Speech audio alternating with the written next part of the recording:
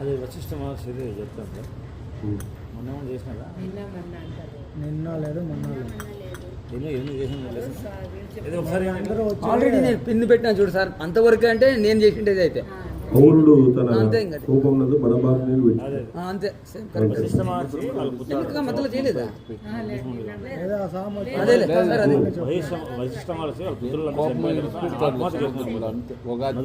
నది కూడా అప్పుడేస్తుంది, మళ్ళీ ఇంకో ముసుల్లో నదిలో దిగుతాడు. అది కూడా పాయలుగా చెరుపు కాపాడుతుంది. అంటే ఆయన శక్తికి భరించే శక్తి ఎవరికి లేదు. ఆయన మళ్ళీ దాన్ని ఉపసంహరించవయ్యా అంటే దాన్ని పరాశర మహర్షి పుడతాడు. ఔరుడు తన కోపాన్ని, ఔరుడు అంటే పరాశర మహర్షి పుడతాడు. ఆయన ఆయన గర్భంలోనే తపస్సు సంపాదిస్తున్నాడు. ఆయన అందరినీ నాశనం చేస్తానని చెప్తే ఈయన కథ చెప్తున్నాడు వశిష్ఠ మహర్షి. కూడా మంచిది కాదు, పరాణాలు కథలో వీరుడు నీకు అర్థమవుతుందని చెప్పి వేరే కథ చెప్తాడు. దాంట్లో ఇది ఒక కథ. భలే మలుపులు తిరుగుతుంది సార్ మహాభారతం. మేము రామాయణము భాగవతం విన్నాము అసలు చెప్తా అంటే అది ఎక్కడికి సైడ్కి పోతుంది. ఈ రామాయణం ఇది మహాభారతం అట్లా కాదు, ఇట్లా పోతుంది, మళ్ళీ దీంట్లో ఇంకో ఇది ఇట్లా పోతుంది, మళ్ళీ అట్లా పోతుంది.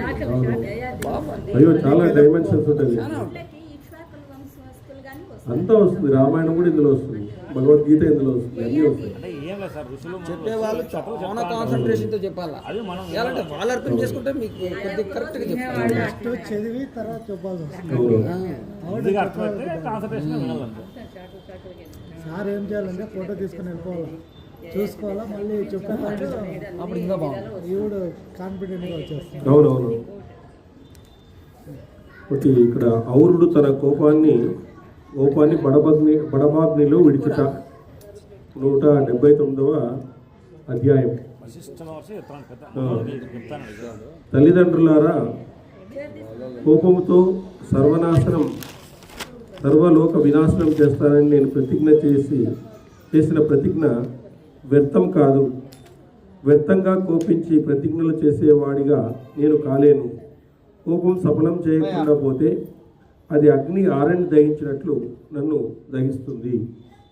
అంటే ఇక్కడ మామూలుగా ప్రతి వ్యక్తికి కూడా కోపం వస్తూ ఉంటుంది.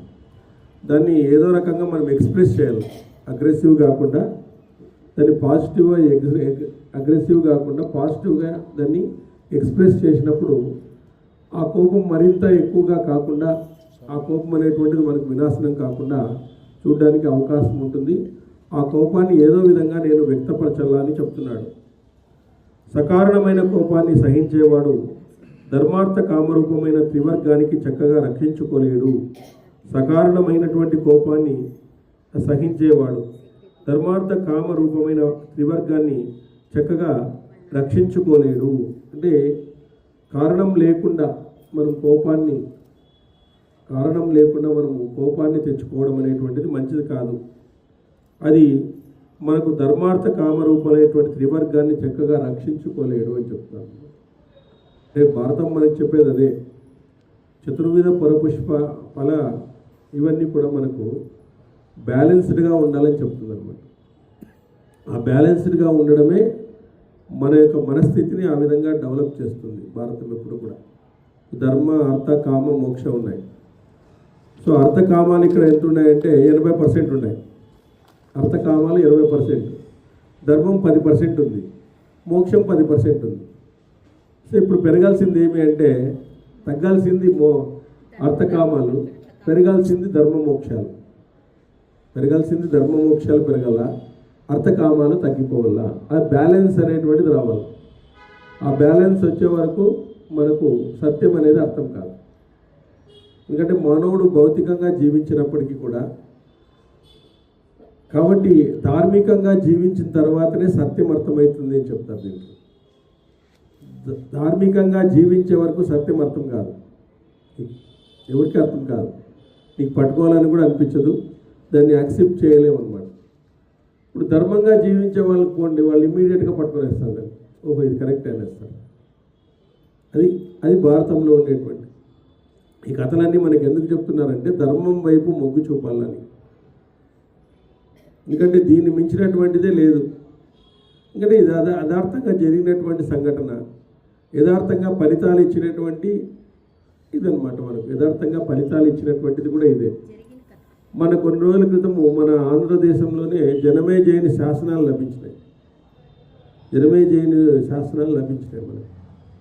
మరి శాసనాలు లభించినాయంటే శాసనం వేసిన వాడు ఒకడు ఉండే ఉంటాడు కదా మరి. కాబట్టి యథార్థంగా జరిగినటువంటి దాన్ని మనము ఫాలో కాలేకుండా పోతున్నాం. కాబట్టి ఆదర్శమైన జీవితాన్ని గడిపితే ఎట్లాంటి మార్పులు వస్తాయో అలాంటి మార్పులు వాళ్ళు చేసి చూపించినారు పాండవులందరూ కూడా. మనము ఆదర్శమైనటువంటి జీవనాన్ని గడుపుకోకుండా అధర్మమైనటువంటి జీవనాన్ని గడుపుతూ ఆ జీవనాన్ని ఈరోజు కాపీ కొడుతూ ఒకసారి మనకి ఇష్టం లేకుండా అధర్మం వైపు వెళ్తూ వాళ్ళకేమీ జరగలేదు కాబట్టి నాకేం జరగదులే, వాళ్ళకేం జరగలేదు కదా నాకెందుకు జరుగుతుందిలే అని చెప్పేసి మనం ఈరోజు అధర్మం వైపు వెళ్తున్నాము. ఆ అధర్మం వైపు వెళ్ళకుండా మనం నిరోధించేది భారతం. అందుకే మహాభారతం అన్నారు. మహా అనేటువంటి పదము దేనికి లేదు. మహాభాగవతం ఎక్కడ భాగవతం లేదు, శ్రీమద్ భాగవతం అని ఉంది. కాబట్టి రామాయణం అని ఉంది, శ్రీమద్ రామాయణం అని ఉంది. కానీ మహాభారతం అనేటువంటిది ఎక్కడ కూడా, మహాభాగవతం అనేటువంటిది ఎక్కడా లేదు. మహాభారతం అని చెప్తారు. అనేక మలుపులు తిరుగుతుంది, అనేక రకాలైనటువంటి పాత్రలు ఇక్కడ ప్రవేశపెడతారు. సో వాళ్ళు చేసినటువంటి వాళ్ళ యొక్క స్వభావాలు ఎలా ఉంటాయి, ఆ స్వభావాల్ని మార్చుకోవాల్సినటువంటి అవసరం ఉంటుంది అని ప్రతి అధ్యాయంలోనూ మనకు భారతం వివరిస్తుంది అన్నమాట. ఆ స్వభావాల్ని మార్చుకోవాలి, మనం ప్రయత్నపూర్వకంగా మార్చుకోవాలి. కానీ మనము ఏం చేస్తున్నామంటే మన ఒంటికి అంటుకున్న తర్వాత మన ఇంటికి అంటుకున్న తర్వాత మనము దాన్ని రెడీ చేస్తున్నాం. మనకి ఏదో ఒకటి అనుభవం జరిగే వరకు ఒక్కోసారి దాన్ని ఫాలో కాము.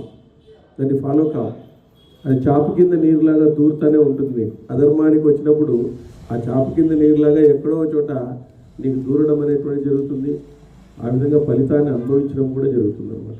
కాబట్టి ఇక్కడ అందరినీ జయింపగోరిన రాజులు తగిన సమయంలో దోషాన్ని ప్రదర్శించగలిగినప్పుడే దుర్మార్గులను శిక్షించి సజ్జనులు కాపాడుతారు. ఎందుకంటే అందరినీ జయింపగోరిన రాజులు తగిన సమయంలో రోషాన్ని ప్రదర్శించగలిగినప్పుడే.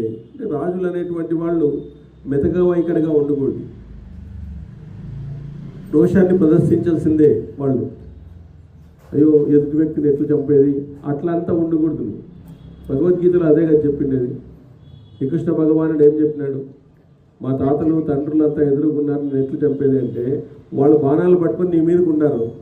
నువ్వు ఇప్పుడేం మాట్లాడుతూ ఉండేది, నువ్వు నా గాంధీవం జారిపోతా ఉంది, నాకు కన్నీళ్ళు వస్తున్నాయి, ఈ విజయంతో నేనేం కూడి తినాలా, శంకర జాతి అయిపోతుంది అని చెప్తా అంటే శ్రీకృష్ణ భగవానుడు ఏం చెప్తాడు, వాళ్ళంతా నిన్ను చంపడానికి రెడీగా ఉన్నారయ్యా, నువ్వు వేయకుండా పోతే ఎట్లా పరిస్థితి, ఈ టైం వాళ్ళే చంపేకి రెడీగా ఉన్నారు, నువ్వు రోషాన్ని ప్రదర్శించాల్సిందే, నీ ధర్మాన్ని నువ్వు నిర్వర్తించు అని చెప్పినాడు.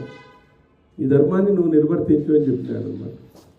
లభ్యం అస్మగమాపార్త ఏతత్ ఉపపద్యతే క్షుద్రం హృదయ దౌర్బల్యం తత్వస్థిత పరంతప అంటాడు. అంటే ఈ క్షుద్రమైనటువంటి హృదయం ఎట్లా వచ్చింది నీకు, ఈ నపుంసకత్వం ఎట్లా వచ్చింది నీకు, యుద్ధంలో మాట్లాడేస్తున్నటువంటి మాటలేనా అని చెప్పేసి ఆ విధంగా అక్కడి నుంచి శ్రీకృష్ణ భగవానుడు తన యొక్క ఉపదేశాన్ని చెప్తాడు. అనేక రకాలుగా ఉపదేశాన్ని చెప్పి అర్జున్ యొక్క మనస్సును మారుస్తాడు. అర్జునుని మనస్సును మార్చి కర్తవ్యోన్ముఖుని చేస్తాడు. ఈ భారతం కూడా అదే, మనల్ని కర్తవ్యోన్ముఖుని చేయాలి. మనం కర్తవ్యం చేసే విధంగా మనము భారతంలో మనం ఫాలో అయినామంటే మనం భారతం చదివినందుకు కూడా మంచిదే. కాబట్టి ఇట్లాంటి గ్రంథాలను చదవడం వల్ల మన ఆలోచనలో చాలా మార్పులు వస్తాయి. ఆ మార్పుల ద్వారా మనము ఆనందంగా ఉండడానికి, ఈ సమాజంలో ఈ కుళ్ళు కుతంత్రాలు అసూయలు ఇలాంటి సమాజంలో మనం ఒక్కోసారి ఉండలేకుండా పోతాం.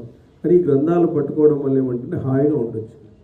మనకేమీ అట్లాంటివి ఏమీ ఉండవు. కాబట్టి ఈ అహంకార మమకారాలు ఇవన్నీ చూస్తూ ఉంటే వాళ్ళ మధ్యలో మనం మింగిల్ కాలేము. కానీ భారతాన్ని చదివినటువంటి వాళ్ళు మింగిల్ అయిపోతారు. ఎవరితో ఉన్నా కూడా ఇదైపోతారు, సోషలైజేషన్ అయిపోతుంది మనం. కాబట్టి అందుకు మనము ఈ గ్రంథాలన్నింటినీ కూడా కూలంకుషంగా పరిశీలించాలి. ఆ గ్రంథాల్లో ఉండేటువంటి సారాన్ని మనం తెలుసుకొని దాన్ని మనం అప్లై చేసుకోవాలి. మన జీవితానికి అప్లై చేసుకోగలిగితే దానికంటే గొప్ప భాగ్యం ఇంకోటి ఉండదు. మరి వేదవ్యాసుల వారు అందుకోసమే మన కలియుగంలో ఇదేమి వజ్ర వైడూర్యాలకు నిలయం కాదయ్యా, ఇది పాపాలకు నిలయమైనటువంటిది. ఇది కలియుగం అంటే నీకేం వజ్రాలు వైడూర్యాలకు నిలయం కాదు, పాపాలకు నిలయమైనటువంటి యుగం ఇది. మరి ఈ పాపాల దీంట్లో నువ్వు ఎలా మనగలుగుతావు అని చెప్పేసి ఆ విధంగా అద్భుతమైనటువంటి గ్రంథాన్ని మనకి ఇవ్వడం అనేటువంటి జరిగిందన్నమాట. నేను తల్లి తొడలు గర్భశయ్యపై ఉన్నప్పుడు క్షత్రియులు భార్గవులను సంభవించినప్పుడు వారి ఆర్తనాదాలను నేను విన్నాను.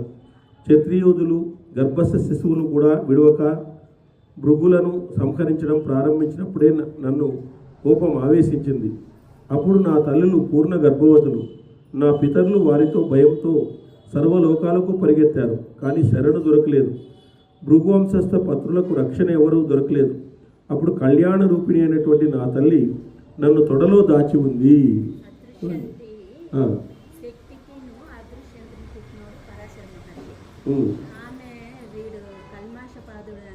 ఇంతకు ముందు చూడండి, దారి వదులుకోకుందంటే నువ్వు రాక్షసుడు అయిపోతావు అంటే రాక్షసుడు అయిపోయి ఫస్ట్ శక్తిని చంపేసి తినేస్తాడు. అట్లే అందరినీ చంపుతా అంటే ఆయన గర్భంలో ఉండే కొడుకుని తొడలో దాచుకుంటుంది. ఆ తల్లి నన్ను తొడలో దాచి ఉంది. పాపకర్మలను నిరోధించగలిగిన వాడు లోకంలో ఉంటే ఈ లోకంలో కూడా పాపకర్మలు చేసేవాడు ఉండడు. ఎవరైనా పాపకర్మలు నిరోధించేటువంటి వాడు ఉంటే పాపకర్మలు చేసేవాడు ఉండడు. ఎందుకంటే ఈరోజు అధర్మాన్ని మనం అడగలేకుండా పోతున్నాం, ఎందుకు అధర్మం చేస్తున్నామని. కాబట్టి దాన్ని నిరోధించేవాళ్ళు లేరు. కాబట్టి ధర్మపరులు ఎక్కువ కావాలి, సమాజంలో ధర్మపరులు ఎక్కువ కావాలి. ఆ ధర్మాన్ని చూసి నలుగురు దాన్ని ఫాలో కావాలి. కొన్ని మన ధర్మానికి గుర్తుపడే విధంగా సినిమాలు తీసినా, డ్రామాలు ఆడినా, రకరకాలుగా వేదిక పైన మన దేవతలు కించపరిచి మనం పట్టించుకోము. అది పట్టించుకోవడం ఏంటంటే ఒక రకంగా మనం కూడా అధర్మం చేసినట్లే లెక్క కదా. సో దాన్ని బహిరంగంగా వ్యక్తపరచలేకుండా పోతున్నాం. బహిరంగంగా దాన్ని వ్యక్తపరిస్తే దానికి వ్యతిరేకత ఇప్పుడు వస్తుంది. ఇప్పుడు లాస్ట్ ఒక 55 ఇయర్స్ నుంచి హిందుత్వం మీద అనేక రకాలైనటువంటి డెవలప్మెంట్స్ జరుగుతున్నాయి. కాబట్టి అప్పుడే హిందువులు వెరీ గుడ్, బాగా జరుగుతుంది అని చెప్పేసి హిందూయిజం డెవలప్ అవుతుంది ఇండియాలో. కొంతమంది ఆర్టిఫిషియల్ ఇంటెలిజెన్స్ చెప్తే ఒక ప్రశ్న ఇస్తుంటాయి. రాముడి గురించి హాస్యంగా ఉండేటువంటి ఏదైనా చెప్పండి, 10 చెప్తాడు మాకు రాముడి గురించి. కృష్ణుడి గురించి చెప్తాడు, అది అల్లా గురించి చెప్పండి ఒకటి చెప్తాడు. యేసు గురించి చెప్పండి ఒక మాట చెప్పు. రాముడి గురించి 10 జోకులు చెప్తాడు, కృష్ణుడి గురించి 10 జోకులు చెప్తాడు. అదే అల్లా గురించి కానీ క్రిస్టియన్ గురించి చెప్పు అంటే ఒకటి చెప్పు. అంటే మనం అంతగా దిగజారిపోయామట. మనకి ఏం జరిగినా మనం పట్టించుకున్నట్లుగా వాటికి వెళ్ళిపోయినాం. మన పక్కవాడే దేవుడు లేడు ఉంటాడు, వానికి మనం నవ్వే సూకిపోతాము. లేకుంటే మంచిది పూర అంటమంది, కానీ సమాజం చెప్పే పరిస్థితి మనం లేదు. కాబట్టి పాపిని నిరోధించగలిగిన వాడు ఎవడు లేకుండా పోతే లోకంలో చాలామంది పాపకృత్యాలు చేస్తూనే ఉంటారు. అంటే పాపులను నివారించగలగాల, వాళ్ళని లేకుండా పోతే మనకు ఆనందంగా ఉంటుంది. కానీ లోకంలో చాలామంది పాపకృత్యాలను చేస్తూనే ఉంటారు, ఎందుకంటే వాడికి నిరోధించేవాడు లేడు కాబట్టి. పాపకృత్యం అని తెలిసి కూడా నిరోధించగల శక్తి కలిగి ఉండి నియంత్రించలేని వానికి కూడా ఆ పాపకర్మ అంటుకుంటుంది. సార్ చెప్పిన విషయం ఇప్పుడే వచ్చింది. ఇప్పుడు పాపకృత్యం అని తెలిసి కూడా నిరోధించగలిగిన శక్తి కలిగి ఉండి నిరోధించని వానికి కూడా పాపకర్మ అంటుకుంటుంది. దేవుడు ఎంత నీట్గా దాన్ని సిలబస్ చేసేసాడు. పాపకర్మ తెలిసి కూడా ఇది పాపకర్మ నీకు తెలుసు, నిరోధించే శక్తి కూడా నీకు ఉంది, నిరోధించే శక్తి ఉంది. కానీ నిరోధించకపోతే ఆ పాపం నీకు అంటుకుంటుంది. మరి కాబట్టి అది ఏదైనా పాపం ఉందంటే కాబట్టి మనము ఎట్లుండాలంటే సంఘాలు ఇవన్నీ వింటూ దాన్ని అమలు చేసే విధంగా తయారు కావాలి. ప్రతి ఒక్కరు కూడా దాన్ని అమలు చేయాలి. సాధ్యమైనంత వరకు ఏమైనా మన ఇంట్లో పిల్లలు దేవుడు ఎప్పుడున్నాడు, శక్తి ఉంది అదే కదా చెప్పలేదు. భీష్ముడు చెప్పాలి, అక్కడ చెప్పాలి. అక్కడ ద్రౌపదిని మానభంగం చేస్తున్నప్పుడు భీష్ముడు చెప్పాలా, కానీ చెప్పకుండా పోయినప్పుడు ఆయనకి మళ్ళీ కర్మ అనుభవించాడు. లాస్ట్లో ఆ మాట పడతాడు కదా, ఆ పాప కర్మను పడతాడు ద్రౌపది అనేది. చేస్తాడు 2-3 మరి అప్పుడు అడుగుతాడు కదా ఆమె ద్రౌపది, ఈ చాలా గొప్ప గొప్ప మాటలన్నీ చెప్తున్నావు, మరి ఆ రోజు మానభంగం చేసే రోజు ఏమైనా ఊరికే కూర్చున్నావు నువ్వు అని అడుగుతుంది ఆమె. ప్రాణస్థితిలో నవ్వుతుంది. మరి ఏం ఇట్లా నవ్వుతావంటే అప్పుడు చెప్తుంది. అప్పుడు కాబట్టి అప్పుడు మనము నిరోధించగలగాలి. ఎవరైనా ఎవరైనా ఇచ్చినప్పుడు మనకు తెలిసినటువంటి కొన్ని పద్ధతుల ద్వారా వాళ్ళని మనము నిరోధించగలిగేటువంటి వాళ్ళుగా మనం తయారైతే మన హిందూయిజం నిలబడుతుంది. శాస్త్రం ఏముంటుందంటే నీకు దాన్ని నివారించే శక్తి లేకపోతే, అని ధైర్యం లేకపోతే కళ్ళు మూసుకొని ఓం నమః శివాయ అని చెప్పి 11 గంటలు చెప్పుకోవాలి. పరమేశ్వరాన్ని చేసి కావడం లేదు, దీన్ని నివేదన కాపాడని చెప్పుకోవాలి. ఇప్పుడు నీకు శక్తి ఇచ్చినాడు భగవంతుడు, నీ యొక్క శక్తిని ఉపయోగించాలి. శక్తికి మించి ఉన్నప్పుడు భగవంతుని శరణాగతి కావాలి. అంటే నీ శక్తిని పూర్తిగా వినియోగించే వరకు భగవంతుడు కలగజేసుకోడు. ఎందుకంటే నీ శక్తిని పూర్తిగా వినియోగించిన తర్వాతనే భగవంతుడు కలగజేసుకుంటాడు. అంతవరకు కలగజేసుకోవడానికి. ఎందుకంటే నీకు ఆల్రెడీ ఇచ్చినాను, నేను బలం ఇచ్చినాను, అన్ని బలాలు ఇచ్చినాను, మానసిక బలం ఇచ్చినాను, ఆధ్యాత్మిక బలం ఇచ్చినాను, అన్ని బలాలు ఇచ్చినాను. సో అలాంటప్పుడు నువ్వు ఎందుకు ఇది కావడం లేదు? ఒక గుడ్డి ఆయన అయోధ్యని గురించి వాదించి తీసుకువచ్చి బయటికి, అది మాదే అని చెప్పేసి ఆయన కళ్ళతో కూడా చూడలేదు. మరి ఆయన ఋగ్వేదంలో ఉండేటువంటివన్నీ ఆధారాలు చూపించా, మరి అయోధ్యలో చూపించా, అది మనము ఒక జడ్జిమెంట్ ప్రకారమే వచ్చేసేది బయటికి. గుడ్డి ఆయన మళ్ళీ మరి ఆయన ఋగ్వేదంలో ఉండేటువంటిది ఇది ఎందుకు అయోధ్య రాముడు పుట్టిన స్థలమేనా అని చెప్పేసి ఆయన నీట్గా వివరించేసరికి అక్కడ ఉండేటువంటి వాళ్ళంతా పేజీ నెంబర్తో సహా చెప్పినాడు, ఆయన శ్లోకాలు కూడా చెప్పినాడు. మరి వాళ్ళు ఏం చేసేసి కరెక్టే ఇది అని చెప్పేసి దీనికి ఎదురు వాదించే వాళ్ళు ఎవరైనా ఉన్నారంటే ఎవరు లేరు. అయోధ్య రాముడు మీరు అంటున్నారు, అయోధ్యలో రాముడు పుట్టినట్టుగా ఏమి లేదా రుజువు అని ప్రశ్న వేస్తే ఆయన పలాని సంహితలో ఉంచండి, అసలు పలానా శ్లోకంలో ఉంది, పలానా చోటు ఉంచండి చెప్పినాడు. చూసి కరెక్ట్గా రాముడు అయోధ్యలో పుట్టినట్టు. మరి ఆ విధంగా ఆయన నిరోధించగలిగినాడు కదా. అట్లా ఇప్పుడు మోడీ కూడా అంతే, ఆయన నిరోధించగలుగుతున్నాడు. ప్రతిదీ అనేక రకాలుగా స్టడీ చేసి అందరికీ చేస్తుంది. ఇది మాదే దేవాలయము, ఇది మాది కాశీ దగ్గర ఒక దేవాలయం ఉంది, ఇది మాదే అని ప్రూఫ్ అయింది. ఇప్పుడు సోమనాథ్ దేవాలయం దగ్గర కూడా ఒక దేవాలయం ఉంది, అది ప్రూఫ్ అయింది ఇప్పుడు హిందువులదే అని చెప్పేసి. ఇట్లా అనేక రకాలుగా మన యొక్క సంస్కృతిని కాపాడడానికి, మన యొక్క బలాన్ని పెంచుకోవడానికి మనం అనేక రకాలైనటువంటి మార్గాలను చేయాలి. ఎందుకంటే ఆ అన్వేషణ చేస్తే భగవంతుడు మనకు ఆ ఫలితాన్ని కూడా ఇస్తాడు. మనము పుట్టినందుకు ఆ గొప్ప ఇది చేయడం వలన ఇది చేయడం వలన భగవంతుడు మనల్ని కాపాడుతాడు. కాబట్టి మనము నిర్భయంగా చెప్పగలగాలి. ఎవరైనా కూడా భగవంతుడు లేడు. భగవద్గీతలో నేను ఎక్కడో వచ్చాడు ఏదో అంటే మీరు మతము గీతం ఏడని చూపిస్తురా అంటే భగవద్గీత ఏడని చూపి, రామాయణంది ఆ మతం వాడు చదవకూడదని చూపించు, ఊరికే ఉండిపోయారు. ఏ మతం చదవకూడదని మతం ఏడన్నా ఉందా? అసలు భగవద్గీత పుట్టే 5029 సంవత్సరాలు అయింది. 5029 సంవత్సరాలకు ప్రపంచంలో ఏ మతము లేదు. 5029 సంవత్సరాలకు ప్రపంచంలో ఏ మతము లేదు, సనాతన ధర్మం తప్ప. ఇప్పుడు పుట్టినటువంటివన్నీ ఇవన్నీ 2000-1500 క్రితం పుట్టినటువంటి మతాలే ఇవన్నీ కూడా. కాబట్టి దీనికి నువ్వు అట్రాక్ట్ అవుతున్నావు అంటే మన సనాతన ధర్మాన్ని ఏం తెలుసుకున్నట్టు చెప్పు. నువ్వు ఇప్పుడు ఏమవుతున్నారు, డబ్బుల కోసము దానికోసం అమ్ముడిపోతున్నారు. సో హిందూయిజం ఇప్పుడు బలంగా పెరిగేసరికి అమెరికాలో లాంటి వాళ్ళు కూడా బయటకు వచ్చేస్తున్నారు. మాకు సనాతన ధర్మమే కావాలని కొన్ని వేల మంది ఇప్పుడు హిందూయిజంలోకి వచ్చేస్తారు. మాకు సనాతన ధర్మమే కరెక్టు ఇదంతా కూడా అని వేరే దేశాల వాళ్ళకి తెలుస్తాను ఇది కరెక్ట్ అని చెప్పేసి. అది కాబట్టి వేమన ఇది చేశాను ఈరోజు, వేమన జయంతి రోజు. కాబట్టి మనము సనాతన ధర్మాన్ని, మన ఉనికిని మనం కాపాడుకోవాలి. మనకు ఉండేది ఇది ఒక దేశమే, వేరే వాళ్ళకి చాలా దేశాలు ఉన్నాయి, కానీ మనకు ఉండేది ఒకే దేశమే. ఆ దేశాన్ని మనం కాపాడుకోవడానికి మనం ఈ అహంకారాలని ఇవన్నీ కూడా పక్కన పెట్టి కొద్ది హిందూ ధర్మం కోసము మనం అందరూ కూడా పాటుపడితేనే హిందూ ధర్మం మనజాలగలుగుతుంది. లేకపోతే ఆ హిందూ ధర్మం సన్నగిలినప్పుడు అక్కడ ఉండేటువంటి ఆ రోజు ఉండేటువంటి జనాలు ఎక్కువగా పరితాపానికి గురి అవుతారు. సో సో హిందూ ధర్మము వేరే ధర్మాల వాళ్ళు మనం పరిపాలించినప్పుడే హిందూ ధర్మం ఉనికిని ఎక్కడ కోల్పోలేదు. దానికోసం వాళ్ళు ఎన్నో దెబ్బలు తిన్నారు, ఎన్నో చిత్రహింసలు చేసినా కూడా భరించినారు. మేము మతం మారమని చెప్పినారు. అట్లాంటి టైంలోనే హిందూయిజాన్ని ఉనికిని కాపాడినారు ఆ రోజు వాళ్ళు. వేరే వాళ్ళు ఉన్నప్పుడు, క్రిస్టియన్స్ వీళ్ళంతా ఉన్నప్పుడు రాజ్యపాలనలో అప్పుడు హిందూయిజం ఉండి దాని ఉనికిని వాళ్ళు కాపాడినారు. ఈరోజు మెజారిటీ ఉంది కాబట్టి మనం కాపాడుకోవాలి,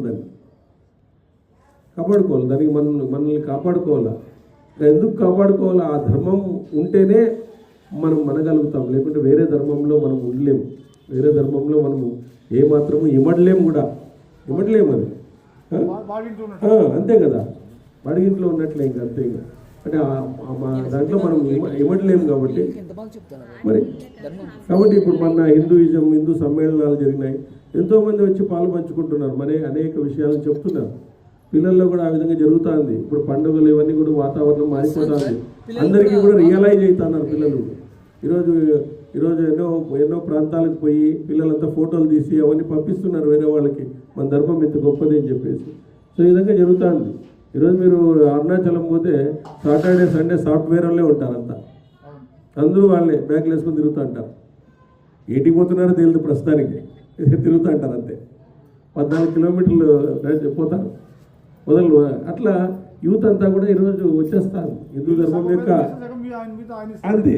కాబట్టి హిందూ ధర్మం మీద అందరూ కూడా వస్తున్నారు. కాబట్టి అందరూ వాళ్ళ చేతనైనంత చేయాలి. ఎవరో చేస్తారులే, ఆయన చేస్తాడులే, ఈయన చేస్తాడులే అనకూడదు. నీకెంత చేతనవుతుందో అంత చేయాలి. ప్రతి ఒక్కరూ దాంట్లో తలాకో చేయాలి.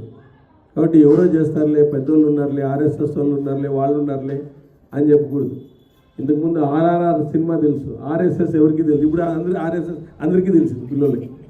ఆర్ఆర్ఆర్ సినిమా తెలుసు అందరికీ, ఆర్ఎస్ఎస్ ఎవరికి తెలియదు. మళ్ళీ మన హిందూ సమ్మేళన పుణ్యమ అని అందరికీ ఆర్ఎస్ఎస్ అంటే ఏమో తెలిసింది. వాళ్ళు ఎంతో గొప్ప వాళ్ళు అప్పటికే ఊహించినారు. ఓహో, మన ధర్మానికి సంకట పరిస్థితి వస్తుందని చెప్పేసి వాళ్ళు 1925లోనే ఊహించినారు. సో ఇలాంటి సంస్థ ఉండాల్సిందే. మనం దీన్ని కాపాడుకొని మన దేశభక్తిని మనము ఇచ్చేలా. దేహభక్తి కంటే దేశభక్తి, దేహం గురించి ఆలోచించడానికంటే దేశం గురించి ఆలోచించాలని చెప్పేసి వాళ్ళు ఆ రూట్లో దేశభక్తిని పెంపొందిస్తున్నారు. చాలా మంచిది అన్నమాట. సో ఆ విధంగా ఇక్కడ మనకు పాపకృత్యం అని తెలిసినా నిరోధించగలిగిన శక్తి ఉన్నప్పటికీ నిరోధించలేనటువంటి వాడిని పాపకర్మ ఫలితాన్ని అంటుకుంటుంది. తమ జీవితాలను ప్రియంగా భావించి అందరికీ పాలించవలసినటువంటి రాజులు కూడా రక్షింప సమర్థులై ఉండి కూడా నా పితరులు రక్షించలేదు. అందువల్ల నాకు వారిపై కోపం వచ్చింది. వారిని దండించగల శక్తి నాకు ఉన్నది. నన్ను రక్షించగల శక్తి ఉంది, కానీ వాళ్ళు నాకు రక్షించలేదు. అందువల్ల వారి మీద నాకు కోపం ఉంది అని చెప్తున్నాడు. నేను కూడా సమర్థుడై ఉంది పాప కార్యాలను చూస్తూ ఊరుకుంటే నాకు ఈ లోకమున పాపం వల్ల తీవ్ర భయం కలుగుతుంది. క్రోధం వల్ల నాలో పుట్టిన అగ్ని తన జ్వాలను లోకాలను మింగదలుచుకున్నది. నేను దాన్ని నిరోధిస్తే అది తన శ్రేయస్సును తన తేజస్సుతో నన్నే తగలబెడుతుంది.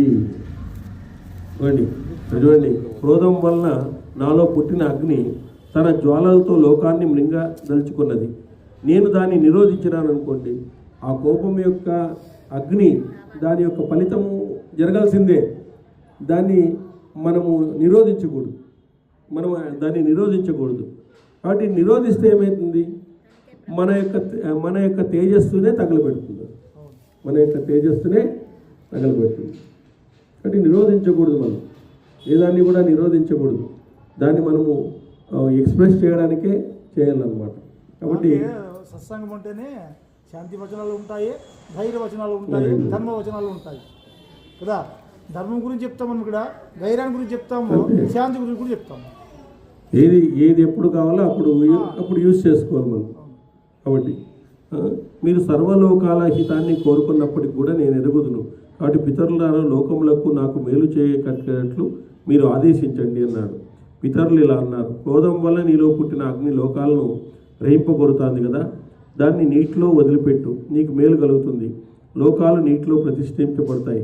యుజశ్రేష్ఠ, సర్వరసాలు జయమయాలు జలామయాలు, ఆ సమస్త జగత్తు జలమయమే కాబట్టి నీ క్రోధాగ్ని వీటిలో విడిచిపెట్టు. ఆ విధంగా విప్రుడా, నీకు నచ్చితే ఆ అగ్నిని సముద్రంలో నిలుపు, క్రోధం నుంచి పుట్టిన అగ్ని నీటిని దహించి వేస్తుంది. క్రోధం నుంచి పుట్టినటువంటి అగ్ని నీటిని దహించి వేస్తుంది.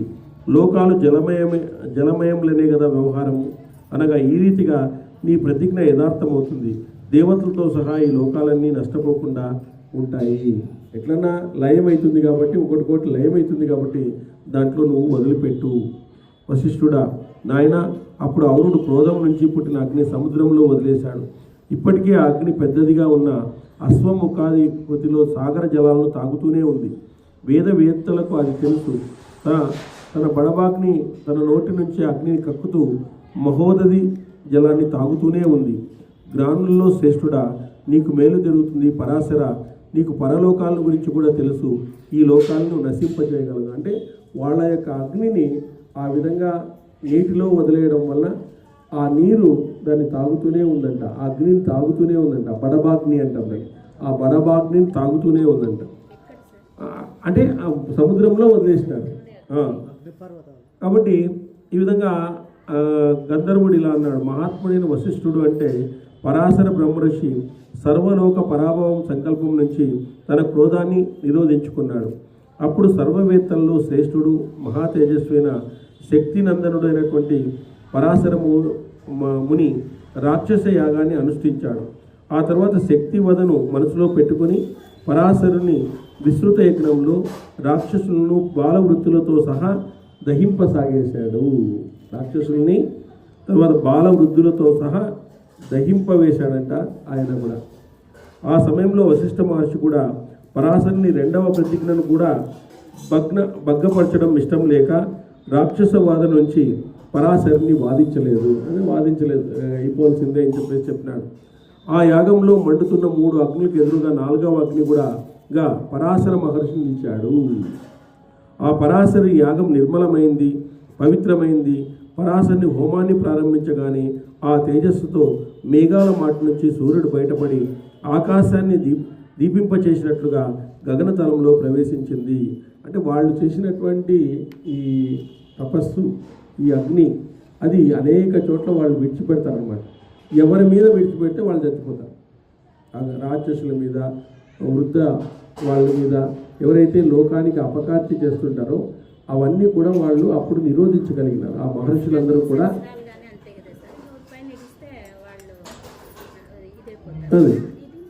అంతే. ఆ విధంగా వాళ్ళ యొక్క తపస్సునంతా కూడా అగ్నిలో విడిచడము, అగ్నిని సముద్రంలో విడిచడము, ఆ బడబాగ్నితో అది మండుతూ ఉండడము, ఈ విధంగా అనేక రకాలుగా వాళ్ళ అగ్నిని ఆ విధంగా విడిచిపెట్టడం వల్ల వాళ్ళకి ఏమైతే సంకల్పం చేసింటారో ఆ సంకల్పం అనేటువంటిది నెరవేరుతుంది. అది వాళ్ళలో ఉండేటువంటి శక్తి. ఆ పరాశరుని యాగం పవిత్రమైంది. ఆ పరాశరుని హోమం ప్రారంభించగానే తేజస్తో మేఘాల మాట నుంచి సూర్యుడు బయటపడి ఆకాశాన్ని దివ్జింపజేయనట్లు గగనతలంలో ప్రవేశించింది. అక్కడున్న వశిష్ఠాది మహర్షులందరూ తేజస్తో వెలుగుతున్న పరాశరుని మరొక సూర్యునిగా భావించినారు. వాళ్ళు అంత వెలుగుతూ ఉంటారు. ఆ తపస్సు యొక్క ప్రభావంతో వాళ్ళు వెలుగుతూ ఉంటారు. ఆ తపస్సులో ముందుగానే వాళ్ళు సంకల్పం చేస్తారు. ఆ తపస్సును వాళ్ళు ఎందుకు చేస్తున్నారు అనేటువంటి సంకల్పం చేసి ఆ సంకల్పంతో వాళ్ళు లోకానికి మంచి చేస్తారన్నమాట. ఎందుకంటే వాళ్ళు చేసినటువంటి తపస్సుతోనే కదా, నిర్వికల్ప తపస్సుతోనే ఈరోజు వాళ్ళు భగవంతుని యొక్క శబ్దాలు వినగలిగింది. వాళ్ళు సమాధి స్థితిలోకి వెళ్ళి మరి భగవంతుని ధ్యానించి, భగవంతుని శోధించి, ఆ సమాధి స్థితిలోకి వెళ్ళి భగవంతుని యొక్క పలుకులను అంటే శబ్ద తరంగాలను వాళ్ళు విన్నారు. ఆ శబ్ద తరంగాలను యథాతథంగా వాళ్ళు గుర్తుపెట్టుకొని మళ్ళీ వేరే వాళ్ళతో రాపించగలిగినారు. భీష్ముని యొక్క విష్ణు సహస్రనామం కూడా అంతే. అది గాలిలో కలిసిపోయింది.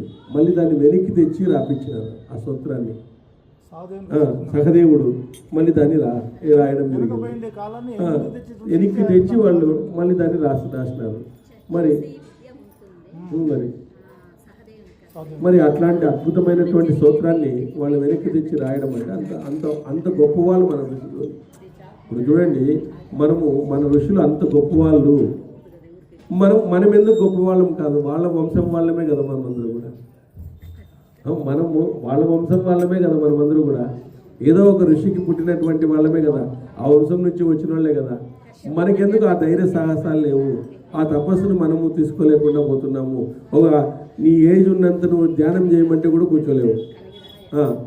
ఒక 15 ఏళ్ళు 30 ఏళ్ళు 50 ఏళ్ళు ఉంటే ఒక 50 మినిట్స్ 50 మినిట్స్ ధ్యానం చేయమంటే చేయలేవు. మరి నువ్వే కంట్రోల్ చేయనేవాడు ఇతరులు ఎట్లా కంట్రోల్ చేస్తావు? నీకు నువ్వే కంట్రోల్ లేనటువంటి వాడివి ఇతరుల్ని కంట్రోల్ చేయగలుగుతావా? చేయలేవు. మనం కంట్రోల్గా ఉంటే మనం ఇతరులను కంట్రోల్ చేయగలుగుతాం. ఏమీ చేయకుండా ఒక వివేకానందుడు అంటాడు, నీతో నువ్వు ఒక గంట సేపు మాట్లాడకుండా పోతే నీ జీవితంలో అమోఘమైనటువంటి ఇటువంటి సంఘటనలు కోల్పోతావు అంటాడు ఆయన. నీతో నువ్వు గంట సేపైనా ఎప్పుడన్నా మాట్లాడుకున్నావా? నాతో ఏం మాట్లాడుకునేది ఉంటుంది? నేను నాతోనూ మాట్లాడుకుని ఇంట్లో వాళ్ళతోనూ మాట్లాడుకుని అంత అలా తయారవుతారు. ఇంట్లో వాళ్ళతో మాట్లాడుకుంటే బయట డుక్కుతారు వాళ్ళు, పో ఎక్కడికి బయటకు వెళ్ళిపోంటారు. గ్యాలకి ఈడుండేదని ఆడున్న ఒకటి ఈడున్న ఒకటి. కాబట్టి మనం ఇంట్లో వాళ్ళతో మాట్లాడుకో, మనతో మనము మాట్లాడుకోము. ఎప్పుడు మనము ఇదయ్యేది చెప్పండి? మనదే మన లోకం అయిపోయి ఉంటుంది. కాబట్టి మనలో మనము లోపలికి అంతర్వీక్షణంలోకి వెళ్ళాలి. అంతర్వీక్షణంలోకి వెళ్తే కదా అద్భుతాలు తెలిసేది. ఇప్పుడు సముద్రంలోకి కొంతమంది ఏం చేస్తారు, సముద్రం చూసేకపోతారు, కొంతమంది చేపలకు పోతారు, కొంతమంది ఇసుక ఏదైనా ఉంటుందేమో పోతారు, కొంతమంది వజ్రాల కోసమే పోతారు సముద్రంలోకి. ఆ వజ్రాల కోసం పోయేవాడే కదా గొప్పవాడు. మరి మనము ఆత్మ కోసం జ్ఞానం చేసే కదా మనం గొప్పవాళ్ళు అయ్యేది. ఈ ఇంద్రియాలను సంతృప్తిపరచడము, ఈరోజు మనసును సంతృప్తిపరచడము, బుద్ధిని సంతృప్తిపరచడము అనేదానికంటే అత్యుత్తమంగా ఉండేటువంటి ఆత్మ ఉంది. ఆత్మజ్ఞానంతోనే వాళ్ళు సాధించింది ఇవన్నీ కూడా. అంతర్దృష్టి ఉంది, మరి బాహ్య దృష్టిలో ఉంటున్నాము. దానికి ప్రయత్నించగలుగుతున్నాము. నువ్వు వస్తుందని గ్యారెంటీ లేదు మళ్ళీ, బట్ ప్రయత్నం అనేది చేస్తున్నామా అది ఇంపార్టెంట్. మనిషికి ప్రయత్నం అనేది ఇంపార్టెంట్. అది ఎప్పటికైనా రావచ్చు, నువ్వు ప్రయత్నం చేయి. ఇప్పుడు ఇట్లా పోతున్నావు అనుకో, బెంగళూరు వచ్చే వస్తుంది, నువ్వు ఆపద్దన్నావు. ఇప్పుడు వీళ్ళు తిరుమల పోతారు, ఆ రూట్లో కరెంట్ పోతుంటే తిరుమల వచ్చే వస్తుంది. ఇవాళ లేట్ కావచ్చు అంతే. పవన్ కళ్యాణ్ అంటాడు కదా, రావడం లేట్ ఏమో పక్కాగా వస్తుంది అంటాడు ఆయన. రావడం లేట్ అవుతుందేమో కానీ పక్కాగా వస్తాను అంటాడు. కానీ పోవడం లేట్ కావచ్చు, 10 గంటలు 11 గంటలు కావచ్చు, తిరుమల మాత్రం వాళ్ళు చేరుతారు ఖచ్చితంగా. సో అట్లా మనం కూడా దాని వైపు మనము మొగ్గు చూపాలా. అట్లాంటి వాటిని మనము మన ప్రాసెస్లో ప్రవేశపెట్టుకోవాలి. కొత్త తరంగా ఆలోచించాలా. ఇన్నోవేషన్ అంటారు, మన క్రియేటివిటీ అంటారు దాన్ని. ఆ క్రియేటివిటీని బయటకు తెచ్చుకోవాలి. ఆ క్రియేటివిటీ బయటకు తెచ్చుకోగలిగితే మనలో కూడా అద్భుతమైనటువంటి మార్పులు జరుగుతాయి, అద్భుతమైనటువంటి సత్యాలు బయటకు వస్తాయి. మనలో నుంచి అద్భుతమైనటువంటి సత్యాలు బయటకు రావడం అనేటువంటి జరుగుతుంది. వివేకానందుడు చెప్పినట్లుగా నువ్వు ఒక పవిత్రమైన కార్యం చేస్తున్నావంటే ఆనందం నీ వెంట నీడలాగా వెంటాడుతుంది అంటాడు ఆయన. నువ్వు ఒక పవిత్రమైనటువంటి కార్యం చేస్తున్నావు అంటే ఆనందం నీడలాగా నిన్ను వెంటాడుతూనే ఉంటుంది అంటాడు. పవిత్రమైన కార్యం చేస్తున్నావు, ఆనందంగా ఉన్నాం, మనమందరూ ఆనందంగా ఉన్నాం, నీడలాగా వెంటాడుతుంది మనం. అట్లాంటి ఆనందాన్ని మనం రుచి చూడాలి. ఈ మానవ జన్మ వచ్చినటువంటిదే అందుకు మనం ఈరోజు ఈ మానవ జన్మను వృధా చేసుకున్నాం అనుకో, దీనికంటే దురదృష్టవంతుడు లేడంట. మనం మానవ జన్మను వృధా చేసుకుంటే భగవంతుడు ఏమంటాడంటే, వివేకానంద స్వామి ఏమంటాడంటే ఆత్మహత్య సదృశ్యం అంట. నువ్వు ఆత్మహత్య చేసుకోకపోయినా ఆత్మహత్య చేసుకున్న వాడైతావంట. నీ ఆయుష్ ఒకరోజు ఉందిలే, అందుకోసం పాటుపడు. అందుకోసము నువ్వు ఎలా బ్రతకాలి అంటే, నేను శాశ్వతంగా ఉంటాను అని జ్ఞానాన్ని సంపాదించాలంట. నేను శాశ్వతంగా ఉంటాను అని అనుకొని జ్ఞానాన్ని సంపాదించాలంట. నేను శాశ్వతము, ఆత్మ అనేది శాశ్వతం, అది అందువల్ల నేను జ్ఞానాన్ని సంపాదించాలంట. కాబట్టి నేను శాశ్వత బ్రతికేది ఎట్లా పడుతామంటే, రేపు చనిపోతానేమో అని బతకాలంట మనం. రేపు చనిపోతామేమో అని బతకాలంట మనము. జ్ఞానం సంపాదించేటప్పుడు నేను శాశ్వతంగా ఉంటాను అనుకోవాలంట. మరి చూడండి ఎంత గొప్ప మహానుభావులు, ఎంత గొప్ప సత్యాలను మనకు స్ఫురణకు వచ్చేటట్లుగా చేయడం కూడా అది గొప్ప వరమే కదా. కాబట్టి అట్లాంటి దాంట్లో ధ్యానంలో నిమగ్నం కావడము, నిర్వికల్ప సమాధిలోకి కొంత వెళ్ళాలి, ఏం కాదు కదా, ఏమవుతుంది, ఏం చూద్దాం ఏమవుతుందో అది. కాబట్టి అట్లాంటి సాధన వైపు మనం ప్రయత్నం చేయాలా. కాబట్టి ఇక్కడ వాళ్ళ యొక్క కోపాగ్ని, వాళ్ళ యొక్క పడబాగ్నితో వాళ్ళు ఏమైతే సంకల్పాలు చేసినారో వాళ్ళు సూర్యుడిలాగా భాషిస్తున్నారంట. ఆ తర్వాత ఇతరులు ఆ యాగాన్ని నివారించడం చాలా కష్టమని భావించి ఉదార బుద్ధి గల అత్రి ఆ యాగాన్ని ఆపించేయాలని పరాశరుని దగ్గరకు వచ్చినాడు. శత్రు సంహార, అదేవిధంగా పులస్యుడు, పులహుతుడు, క్రతువు, మహాక్రతువు రాక్షస జీవితాలను రక్షించాలని అక్కడికి చేరారు. భరతవర్ష అర్జున రాక్షసులు ఈ విధంగా నశించడం చూసి పులస్యుడు అరిందముడైన పరాశరునితో, ఆయన నీ యాగానికి ఏ విఘ్నము కలగలేదు కదా, నీ తండ్రి హత్య గురించి ఏమీ తెలియని నిర్దోషులైన ఈ రాక్షసులను చంపడం నువ్వు ఎందుకు ఆనందిస్తున్నావు? నాయన, నా సంతతికి నువ్వు ఇలా నాశనం చేయదగదు. ఇటువంటి హింస తపస్సులైనటువంటి బ్రాహ్మణులకు ఎప్పుడూ ధర్మం కాదు. పరాశర, శాంతి ఒకటే పరమ మార్గం, దాన్ని పాటించు. నువ్వు శ్రేష్టమైన బ్రాహ్మణుడే కూడా పాపకృత్యాన్ని చేస్తున్నావు. అంటే మిగతా మీ నాన్నకు గారికి సంబంధం లేకునేటువంటి రాక్షసులు కూడా నువ్వు చంపుతున్నావు కదా, ఇది భావ్యం కాదు. ఇప్పుడు మనకు జనమేజయుడు యాగంలో సర్పాలను చంపినట్ల, నీకు కావాల్సిన సర్పాన్ని చంపుకో, కానీ మిగతా సర్పాలను ఎందుకు చంపుతావు అనలేదా? తక్షకుడిని చెప్పాలి. నువ్వేం చేస్తున్నావు? మొత్తం అన్ని సర్ప జాతినే నాశనం చేస్తున్నావు, నువ్వు ఆపు అని చెప్పేసి ఆయన మనకు చెప్పాడు కదా. తక్షకుడు ఆస్తికుడు చెప్పాడు కదా. అట్లా చంపాల్సిన దాన్ని చెప్పుకోకుండా ఇప్పుడు కొన్ని వృద్ధ పాములు ఉంటాయి, కొన్ని కాటు వేయని పాములు ఉంటాయి, దాన్ని కూడా నువ్వు చంపేస్తున్నావు కదా, ఇది మంచిది కాదు అని చెప్తాడు. కాబట్టి నీ తండ్రి శక్తి ధర్మాత్ముడు, ఇటువంటి పనిని చేసి ఆయన ఉల్లంఘించరాదు. నా సంతతి నాశనం చేయదగదు. వశిష్ఠ వంశ శక్తి ఇచ్చిన శాపం వల్లే అప్పుడు అటువంటి సంఘటన జరిగింది. తాను చేసిన తప్పు వల్ల శక్తి ఈ లోకాన్ని వీడి స్వర్గలోకానికి వెళ్ళవలసి వచ్చింది. కాబట్టి మహర్షి ఏ రాక్షసుడు ఆయన్ను తినలేడు. తన శాపం వల్లనే తానెప్పుడు మృత్యువును సందర్శించినాడు. పరాశర, ఈ విషయంలో విశ్వామిత్రుడు కానీ కల్మషపాద మహారాజు కానీ నిమిత్త మాత్రులే. నీ తండ్రి స్వర్గస్థుడై ఆనందంగా ఉన్నాడు. మహాముని శక్తి కన్నా చిన్నవారైన వశిష్ఠ కుమారులు కూడా దేవతలందరితో కలిసి ఆనందంగా సుఖాన్ని అనుభవిస్తున్నారు. మహాముని ఇదంతా వశిష్ఠునికి తెలిసిందే. నాయన శక్తినందన, రాక్షస వినాశనం కోసం సంకల్పించిన ఈ యజ్ఞంలో నువ్వు కూడా నిమిత్త మాత్రుడివే. కాబట్టి ఇప్పుడు ఆ యాగాన్ని విడిచిపెట్టు, నీకు మేలు జరుగుతుంది, యాగాన్ని ముగించు అంటున్నాడు. పులస్యుడు ధీమంతుడైన వశిష్ఠుడు ఈ రీతిగా చెప్పిన తర్వాత పరాశర మహాముని ఆ యాగాన్ని ముగించినాడు. పరాశర మహాముని ఆ శక్తిని చెప్పినటువంటి వాళ్ళని చంపల్లా, మిగతా వాళ్ళందరినీ కూడా చంపకూడదు అని చెప్పేసి ఆ విధంగా అప్పుడు రాక్షస సంహారం కోసం క్రోధి చేసిన అగ్నిని ఉత్తర దిక్కున హిమాలయాల దగ్గర ఉన్న మహారణ్యంలో విడిచిపెట్టాడు. దాన్ని మహారణ్యంలో ఆయన విడిచిపెట్టినాడు. ఆ అగ్ని ఇప్పటికీ అక్కడ ప్రత్యేక పర్వత వేళ్ళలో రాక్షసులను, చెట్లను, రాళ్లను మండిస్తూ కనిపిస్తా అన్నట్టు ఇప్పుడు కూడా ఉందంట. ఆ శక్తి యొక్క ప్రభావం ఇక్కడ కూడా ఉందంట.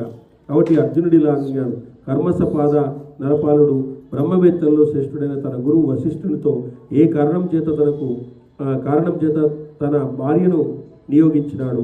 మహాత్ముడైన ధర్మ సారస్యం తెలిసిన వశిష్ఠ మహర్షి ఏ కారణం చేత అగమ్య గమనానికి అంగీకరించినాడు. మిత్రమ, వశిష్ఠుడు గతంలో అధర్మ కార్యానికి ఎలా అంగీకరించినాడు? నాకు సందేహం కలుగుతున్నది, దీన్ని తొలగించాలి అని అడిగినాడు. అప్పుడు గంధర్వుడు, దురస్య అర్జున, వశిష్ఠ మహర్షి విషయంలో, కల్మషపాద మహర్షి విషయంలో నువ్వు అడిగిన దానికి సమాధానం చెబుతాను. భరతశ్రేష్ఠ, వశిష్ఠ కుమారులు మహాత్ములైనటువంటి శక్తి ఆ రాజును శపించడం మొదలగు విషయమంతా నీకు ముందే చెప్పాను. పరంతపుడైనటువంటి ఆ రాజు శాపానికి లొంగి కోపంతో కలతపడినటువంటి కన్నులతో భార్యతో సహా నగరం నుంచి నిష్క్రమించినాడు. అనేక మృగగణాలతో వివిధ ప్రాణి సముదాయాలతో కిక్కిరిసి ఉన్న నిర్జనారణ్యంలో భార్యతో సహా ప్రవేశించి నివసించసాగినాడు. ఈ అరణ్యం రకరకాల పొదలతో, లతలతో ఆచ్ఛాదించబడి ఉంది. వివిధ వృక్ష జాతులు దాన్ని అనుసరిస్తూ ఉన్నాయి. దాని నుంచి భయంకరమైన శబ్దాలు వస్తున్నాయి. శాపగ్రస్తుడైన కల్మష రాజు ఆ అరణ్యంలో తిరుగుతున్నాడు. ఆయన అక్కడ తిరుగుతూ ఉన్నాడు. కాబట్టి ఆయన ఒకనాడు ఆకలి కొని తనకు తగిన ఆహారాన్ని అన్వేషిస్తూ అలసిపోయిన తర్వాత నిర్జన ప్రదేశంలో బ్రాహ్మణ జనతను చూశాడు. వాడు మైథునానికి ఉపకరించినారు. వాళ్ళు కల్ముషపాదం చూసి భయపడి వారి కోరిక తీరక ముందే పారిపోయారు. వారి పారిపోతుంటే కల్ముషపాదుడు బ్రాహ్మణ్ణి బలవంతంగా పట్టుకున్నాడు.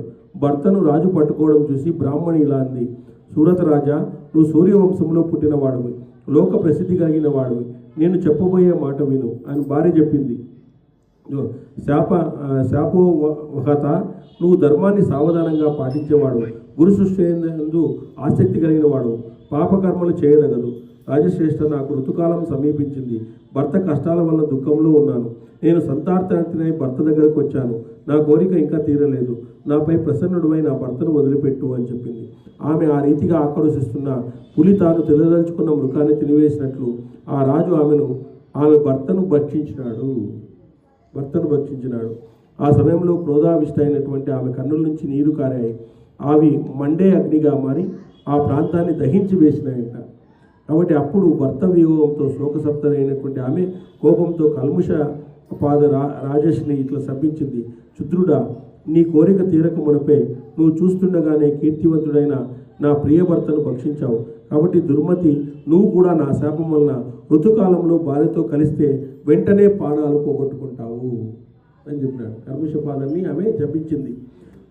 వశిష్ఠ మహర్షి కుమారులను నువ్వు నాశనం చేశావు, కాబట్టి నీ భార్య వశిష్ఠునితో సంగమించి కొడుకుని కంటుంది. రాజాతమ, ఆ కొడుకే నీ వంశావృద్ధికి కారణమవుతాడు. అతనే కారణమవుతాడు. ఈ విధంగా రాజును శపించి సాధ్వి అయినటువంటి అంగీరసి రాజసన్నిధిలో ప్రజ్వతాగ్నిలో ఆత్మార్పణ చేసుకుంది. ఆమె ఆత్మార్పణ చేసుకునేసింది అనమాట. పరంతప మహాభాగ్యుడైన వశిష్ఠుడు తన మహాతపస్సు చేత ఇదంతా ఆయన తెలుసుకున్నాడు.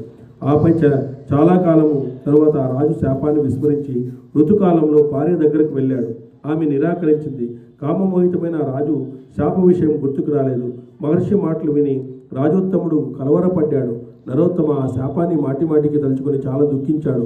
ఈ కారణం వల్లనే శాపదోపం తగిలించినటువంటి ఆ కల్ముష మహారాజు తన భార్యతో వశిష్ఠుణ్ణి ప్రేరేపించినాడు. అతను ఆమెతో వెళ్లకుండా ఆ విధంగా నియోగించినాడు అనమాట. ఆమె యొక్క శాపము ఆ విధంగా ఫలించిందనమాట.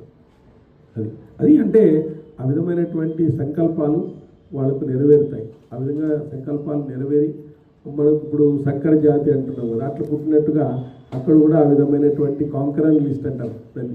ఆ విధమైనటువంటి జరుగుతుందన్నమాట. ఒక మహాపురుషుని యొక్క వీర్యము తేజస్తో వాళ్ళలో ప్రవేశించడము, గొప్ప వ్యక్తులుగా పుట్టడము, వాళ్ళు వంశాన్ని అభివృద్ధి చేయడము, ఇలాంటివన్నీ కూడా భారతంలో కనపడతాయి. ఇవి హాస్యాస్పదంగా కనపడినా అక్కడ జరగాల్సినటువంటి ఏవైతే జరగాలో అది జరుగుతుంది. అది వాళ్ళ యొక్క అమ్మవారి యొక్క కృప, ఎక్కడ ఆ సందేశాన్ని ఏ విధంగా ఇవ్వాలనుకునేదో ఆ విధమైనటువంటి ఇది జరుగుతూ ఉంటుందన్నమాట. హరి ఓం స్వస్తి గురుగా దక్షిణ పదప్రస్థం మాట్లాడేవ నారాయణ వస్తు. పాండవులు దౌమ్యుని తన పురోహితునిగా వరించుట.